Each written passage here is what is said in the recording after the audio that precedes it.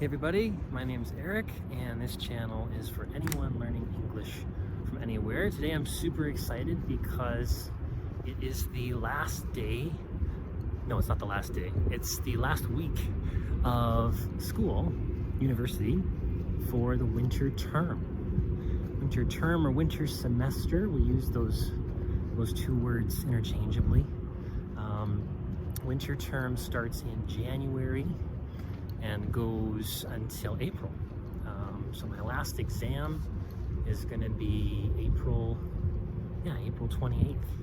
So I'm excited to put this term to bed and get on with some fun things for the summer. I've got to find some research work for the summer, so hopefully I can get that. And yeah, just take some time to relax over the summer so that I can prepare for next year, which I hope to be my last year.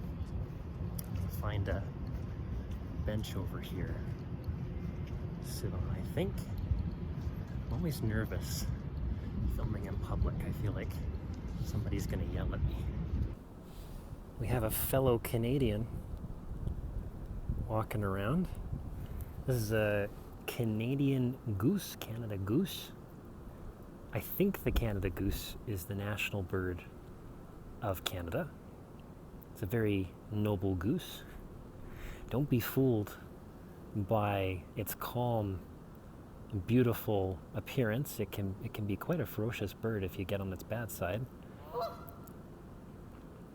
Makes a very recognizable honking sound.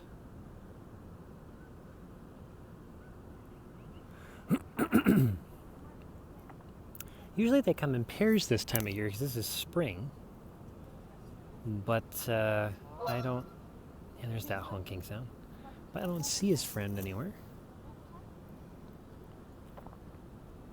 I have a tendency to call every pair of geese Gary and Stella, two English names.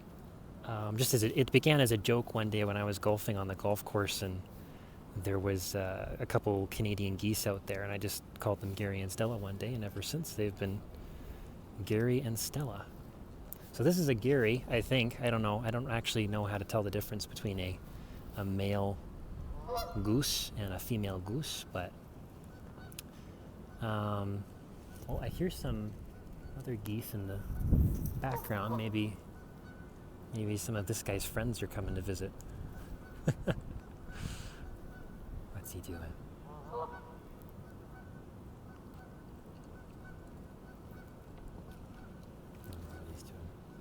Okay, I put the headphones on, so hopefully the microphone's a bit better. So yeah, it is April in Canada, early April, so it's supposed to be spring, but it's not very warm. I've had to put on my toque and my gloves to stay warm here. I wanted to film this outside so I didn't bother anybody inside the building. The goose is still honking in the background. So yeah, I guess I may as well talk a little bit about what I'm studying in university. So I am studying astrophysics. Astrophysics, that's probably a big word for most English learners. So physics, I would describe as the study of how stuff works in nature. So not life, not how like the life in nature works. So if a plant uses sunlight to make energy, that's not what I do. I am more of the type of scientist who would study how the sun itself works. So physics can explain how the sun works. It also can explain things like gravity. So if you drop something and it falls to the ground, that's gravity, and that can be explained by physics. What else? Atoms. So if you smash atoms, the atoms are the smallest little bits that hold up all the stuff that we have, right? There's billions of atoms in my hand. and they comprise all matter. Matter, oh man.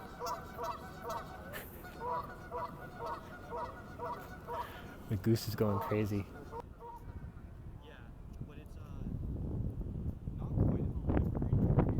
He was going crazy there for a second.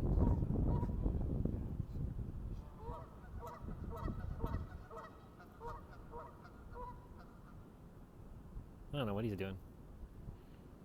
So yeah, gravity, stars, all sorts of atoms, all sorts of things. Astro, at the beginning of astrophysics, that just means that it is the processes in nature applying to space. Astro typically means space. So you might have an astronaut, that's somebody who goes to space. Astronomy, that's the study of the stars and their place in the night sky. Constellations, planets, those types of things. So yeah, astrophysics. That's what I study in university. Not an easy program by any stretch of the imagination. It's very difficult. I think the two most difficult programs in university are probably considered to be astrophysics and neuroscience. Is I think what I would say are the hardest. Neuroscience would be explaining how the brain works, how all the neurons, those cells in the brain, work collectively to help you think, help control your muscles, everything that you do every day, that sort of thing. So yeah, I would say the astrophysics and neuroscience are probably the hardest. And I, for some reason, picked astrophysics. Growing up, I've actually never been much of a science person. I grew up playing music and yeah, guitar, singing, playing piano. That's what I grew up doing. And yeah, this is a bit of a, we would call this a bit of a left turn, a surprising decision.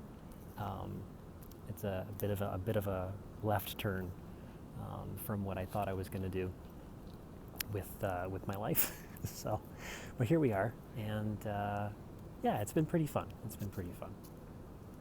So yeah, last week I have 2 assignments to do that are, one is very difficult and one I'm almost done, which is good. And then I've got some feedback. We have to give other students feedback on some of their work. Not one of my favorite things to do. I kind of wish that university just gave us our feedback. I don't really enjoy having to give other students feedback, not because I don't want to, but just because I don't really think that students should be evaluating each other in university. I would prefer if the credible, reputable instructors and teaching assistants graded us instead. So whenever I get the opportunity to grade other students, I typically just give everybody full marks if it looks like they tried. That's my strategy anyways.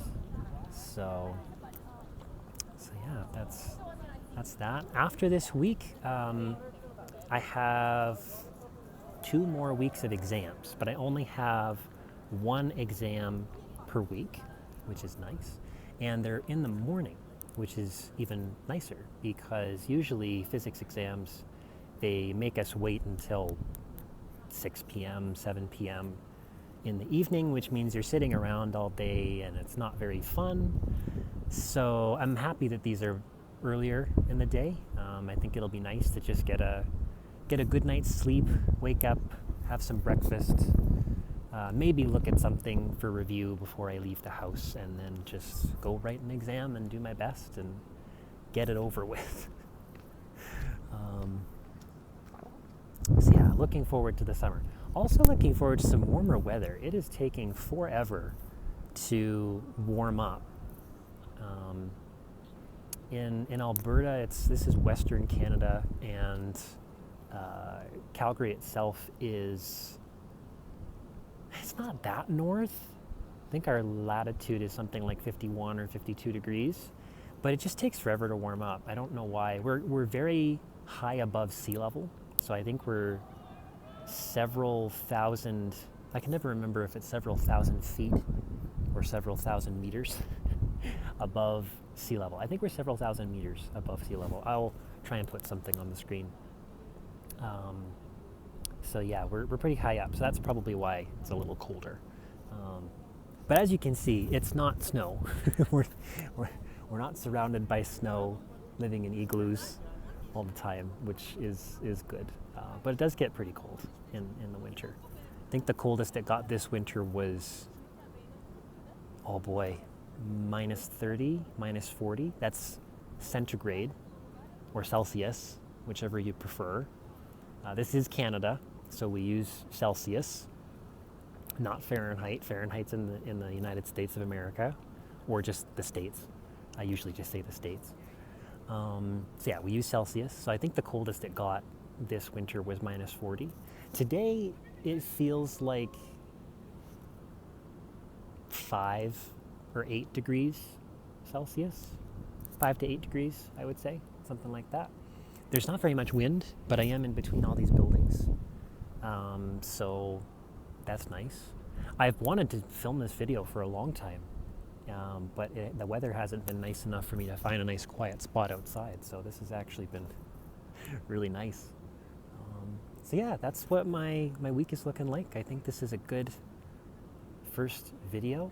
I'm overcoming some nerves and anxiety shooting this in the public where people can walk by and hear me and see me. I always get a little nervous about that, but I'm gonna have to get over that, I think, if I want to make more of these videos. So yeah, hopefully this was enjoyable, and if you like more of these videos, hit the like button, subscribe, all that good stuff. Put a comment down below if there's anything that you'd like me to talk about, and maybe I'll put a link right here to the next video that you should go watch. And good luck with all your English learning. Stick with it. Listen lots, read lots, and I'll see you in the next video.